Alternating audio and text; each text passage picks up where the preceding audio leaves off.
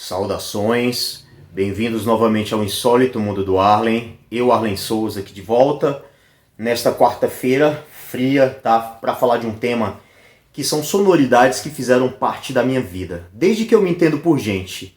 Vou tentar fazer esse vídeo sem corte, sem frescura, então vamos lá, pessoal. Eu vou lembrar, desde que eu me entendo por gente, né, lá para os meus, talvez eu tinha 3, 4 anos de idade. Eu sou nascido no Nordeste, no Ceará, precisamente na cidade de Sobral. Depois que eu nasci, eu fui para o interior, onde a maior parte da minha família morava, né, que é um distrito chamado Taperoaba. Fiquei lá até os 3 anos de idade. Aí nessa época eu mudei novamente com a minha mãe, né, para Sobral, morar na cidade. E era uma casa que eu lembro que era próximo da rodoviária, né, dessa cidade de Sobral, cidade que eu nasci. Então, os vizinhos escutavam, eu não sei se na rádio ou se eles tinham vinis, né? O CD não tinha naquela época. Estou falando do começo dos anos 90. Eu sobrevivi aos anos 90, foi onde eu passei a minha infância. Então eu lembro que eles escutavam. Tem uma lembrança muito nítida de Air Supply, tá? Uma banda australiana que eu gosto muito. Bon Jovi, tinha algumas canções do Bon Jovi que eu escutava. Tinha também Scorpions. Paralelo a isso, tinha alguma coisa da música baiana, eu acho que esse aí era a época do Cara Caramba, Cara Caraô, né? E tinha também alguns familiares que gostavam de Roberto Carlos, Fábio Júnior, certo? Aí fiquei até quase 4 anos nessa casa e depois mudei para um lugar mais periférico, né? Numa vila. Aí eu já percebi que o gosto dos vizinhos já eram diferentes. Né, já não tinha mais aquela qualidade sonora das bandas internacionais. Aí isso aí já eu mudei no final de 93, segundo semestre de 93, para essa outra casa. Aí no ano seguinte teve algumas inclusões assim musicais, né, que eu tinha proximidade. O primeiro foi Cavaleiros do Zodíaco, chegou aqui no Brasil, que tinha uma trilha sonora muito bacana, eu ficava prestando atenção, né, nas batalhas, aquelas trilhas sonoras. Eu só estou falando de coisas que realmente impactou, tá, na minha vida. Que eu gostei, foi um contato que de alguma forma me influenciou. Porque estava o Cavaleiro do Zodíaco rolando, o que rolava já nessa época, fora isso, na mídia, era o El-Chan, né, a explosão do El-Chan. Particularmente eu gostava das garotas, né? O corpo feminino, aquela coisa, achava bonito, aquele fascínio, né? Criança, aquela coisa. Mas dizer que a música, que eu gostava da música, a sonoridade, nunca gostei, tá? Sempre achei bem pobre. Então me fascinava pela trilha sonora dos Cavaleiros do Zodíaco. Pouco mais adiante, neste ano, 94, né? Eu tinha 7 anos de idade, eu comecei a jogar videogame. Aí também prestavam muita atenção nas trilhas sonoras dos jogos. Vou lembrar alguns aqui. Teve o Mega Man 7, né, o Rockman 7, que eu lembro das fases, as trilhas sonoras, né, de cada fase, lembro bastante. Tinha um jogo chamado Demon's Blazon, que é a versão japonesa, a versão americana é o Demon's Crest. Então esses jogos aí, Top Gear, né, tinha uma trilha sonora muito boa também. Os jogos da franquia Donkey Kong, nossa, muita música boa. Então, fez parte, né, da minha influência. Os animes, então, basicamente os animes e o videogame. Tá? Aí fui ficando mais velho, ficando pré-adolescente. Na minha pré-adolescência eu lembro que eu gostava de Raimundos, né, coisa que passava, chegou na mídia. E aquele monte de banda, né, também de pagode e tal, que não me estimulava muito. Então foi um certo hiato, né? Fiquei mais baseado ali nas músicas dos animes, as músicas dos videogames. E uma coisa que eu não posso esquecer desde sempre eram as canções que a minha mãe cantarolava, tá? Que ia de Gessé, tinha Gessé, que ela... Isso é coisa que ela já escutou com meu avô, né? Então... acho não, já é mais recente. Do meu avô é coisa como Noel Rosa, aquele que canta Boemia, aqui me tens de regresso. nossa, esqueci o nome dele agora, mas é ótimo. Nelson Gonçalves.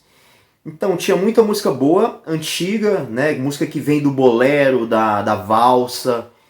E minha mãe sempre muito afinada, então essas melodias, né, de alguma forma entrou aqui no meu subconsciente. Aí já na minha adolescência, Raimundos,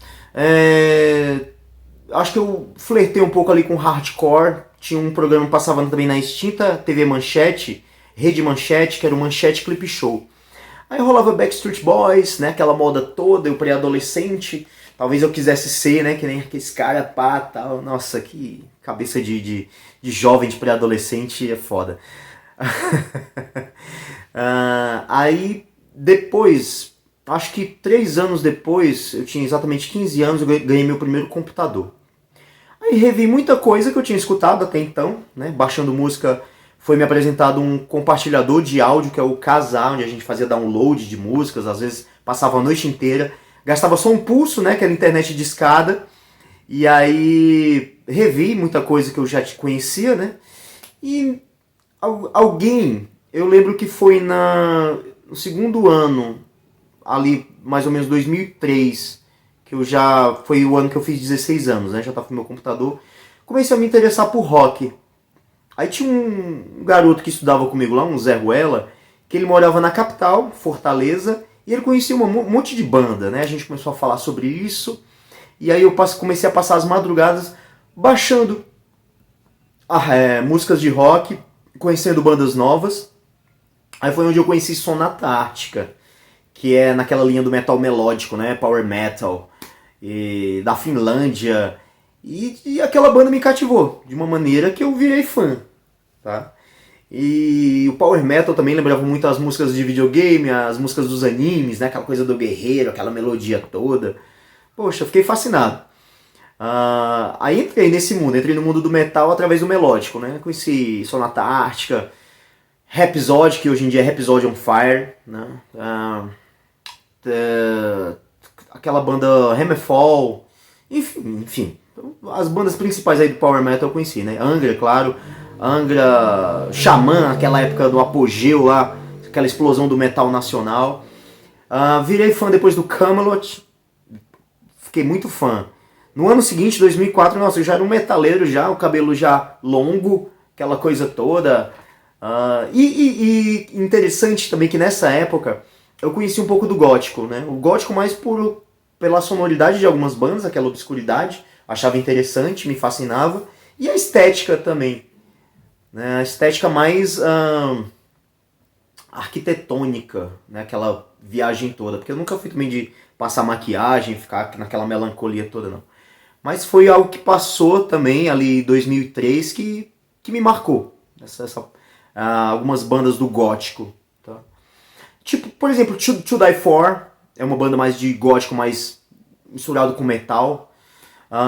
Lacrimosa, pra mim é uma grande banda do gótico. Enfim, vou passar rápido por essa fase. E aí depois que eu fiz meus 18 anos, eu tô esquecendo uma coisa muito importante aqui, que foi que eu comecei a aprender violão nessa época. Em 2003, né? Junto com esse gosto pelo rock, fazer as minhas pesquisas, comecei a tocar violão também. E aí o que tinha como influência no violão era Engenheiros do Havaí. Eu tinha um amigo próximo que gostava muito.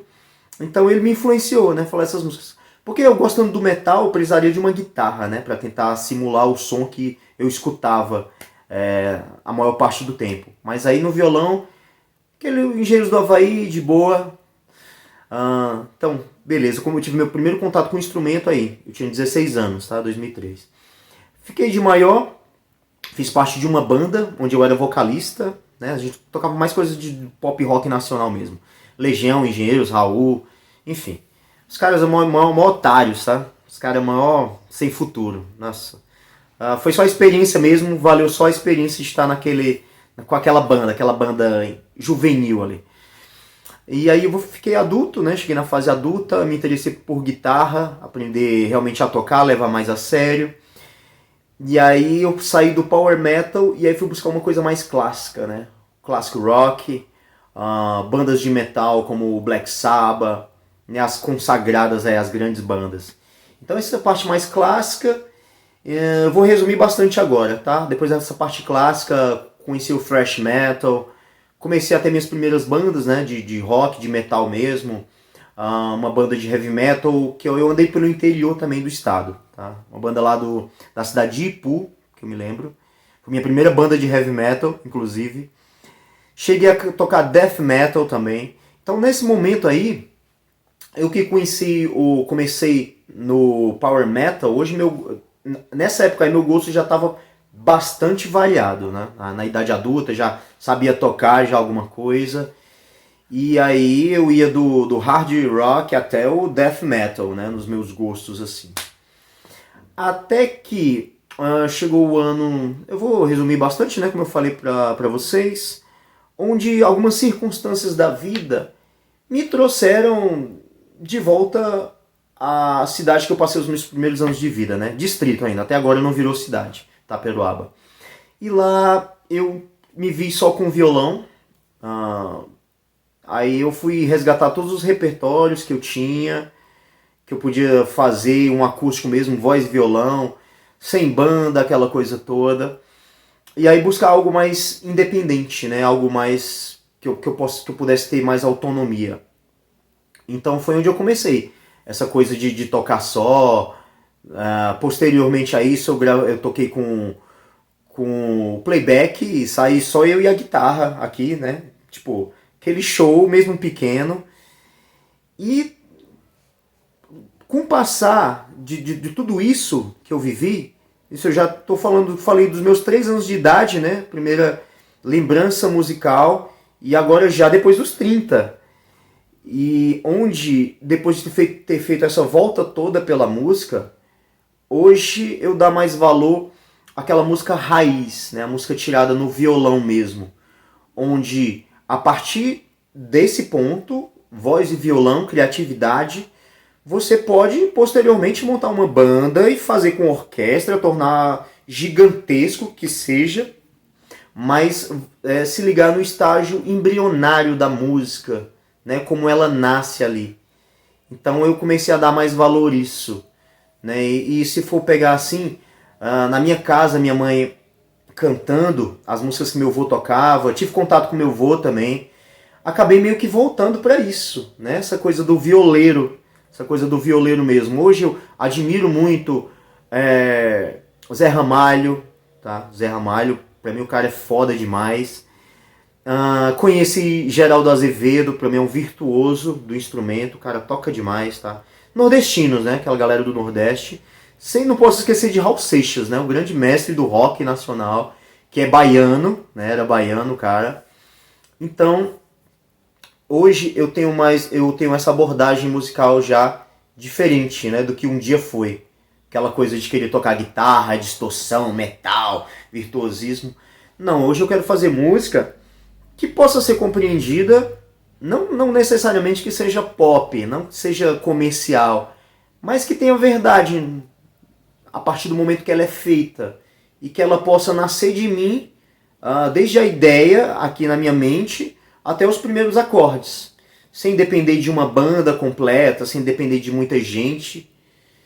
E basicamente é o que eu vivo hoje, estágio musical, depois de ter feito toda essa volta. E o que eu toco é limitado, né? O que a gente toca, a gente tem nossas limitações, tá? Eu comecei relativamente tarde, com uns 16 anos. Em épocas me dedico muito, em outras épocas relaxo, mas faz parte. Só que como ouvinte, nós não temos limites, né? Como ouvintes. Então, minha cabeça já desbloqueou há muito tempo. Essa questão de ser soldadinho do metal, do rock e tal, essa coisa é legal também. Eu gosto de ouvir.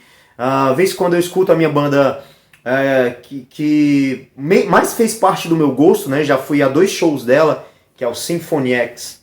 Vez quando eu ainda escuto, acho muito foda.